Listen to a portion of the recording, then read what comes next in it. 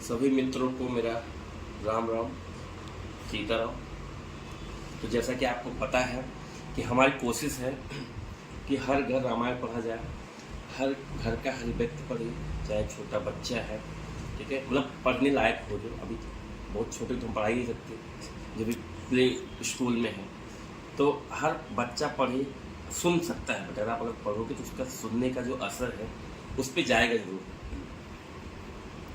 हमारी कोशिश है कि हर बच्चा राम जैसा हो, राम वाले गुण हो।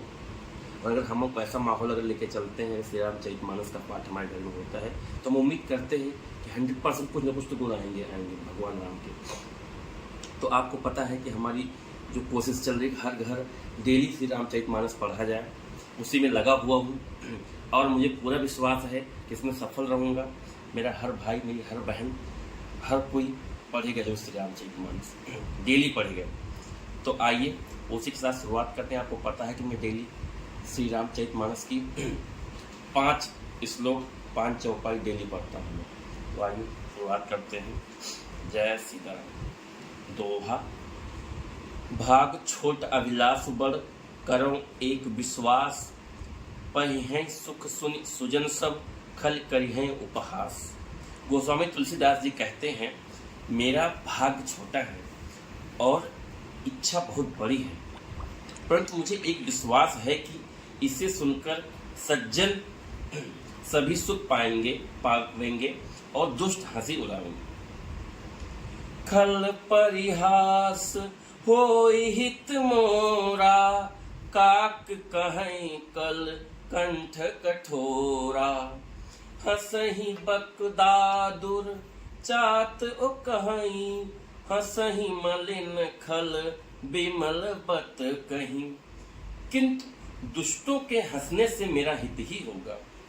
मधुर कंठ वाली कोयल को कौवे तो कठोर ही कहा करते हैं, जैसे बगुले हंस को मेढक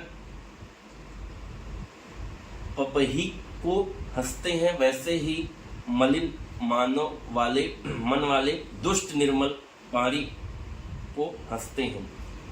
कबित रसिक ना राम पद नेहु, तिन कहाँ सुखद हास रस एहु, भाषा भनित भोरी मति मोरी, हसीबे जोग हंसई नहीं खोरी। जो ना तो कविता के रसिक हैं और ना जिनका श्री राम चंद्र जी के चरणों में प्रेम है, उनके लिए भी यह कविता सुखद हास्य रस का काम देगी। प्रथम तो यह भाषा की रचना है, दूसरे मेरी बुद्धि भोली है, इससे यह हंसने के योग्य ही है। हंसने में उन्हें कोई दोष नहीं है। प्रभु पद प्रीत न समुझी न नीकी, तिनहि कथा सुनी लागहि फीकी। हरिहर पद रति मति न कुतर की, तिन कहूँ मधुर कथा रघुबर की। जिन्हें ना तो प्रभु के चरणों में प्रेम है, ना अच्छी समझ ही है, उनको यह कथा सुनने में फीकी लगेगी। जिनकी श्री हरि भगवान विष्णु और श्री हरि भगवान शिव के चरणों में प्रीति है, और जिनकी बुद्धि कुतर्क करने वाली नहीं है, जो श्री हरि हर में भेद की यह ऊंच नीच की कल्पना नहीं करते, उन्हें श्री रघुनाथ जी की यह कथा मीठी लगेगी।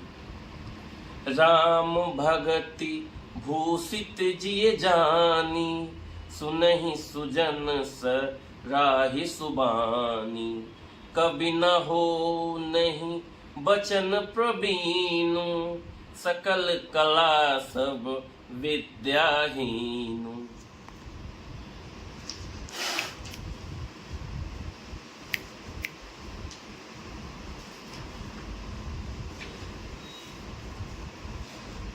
सज्जनगण इस कथा को अपने जी में श्री राम जी की भक्ति से भूषित जानकर सुंदर वाणी से सराहना करते हुए सुनेंगे।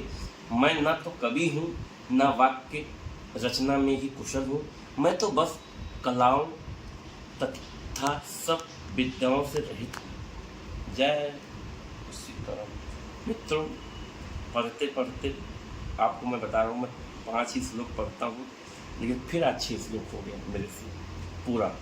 मतलब ये होता है श्री रामचरितमानस का आनंद। आप से मैं कहता हूँ 5 पढ़ने के लिए, लेकिन आप जब पढ़ने लगोगे 10 पढ़ोगे, 15 पढ़ोगे, आप धीरे धीरे रम जाओगे इसमें। लेकिन डेली पढ़ता हूँ, लेकिन 6 श्लोक फिर हमारे पूरे हो गए। तो क्या है कि जब आप इसमें डेली इसको पढ़ेंगे, आपका जो अपना इंटरेस्ट हो बढ़ता ही जाएगा। आप लेकिन श्री रामचरित पढ़ने में ही नहीं, इसको अपने जीवन में भी लाना है आपको। जैसे प्रभु श्री राम जी डेली अपने माता पिता का पाँव दबाते थे, तो आपका भी यही कर्तव्य है, जो बहुएं हैं उनका भी यही कर्तव्य है कि वो भी अपने सासू का कम से कम डेली 10 मिनट तो पैर दबाएं।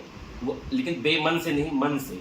जब उस भाव के साथ आप दबाएंगी तो आपको अलग ही आनंद की अनुभूति होगी। इसको मैं सीरियसली बोल रहा हूँ, आप एक बार करके देखिए।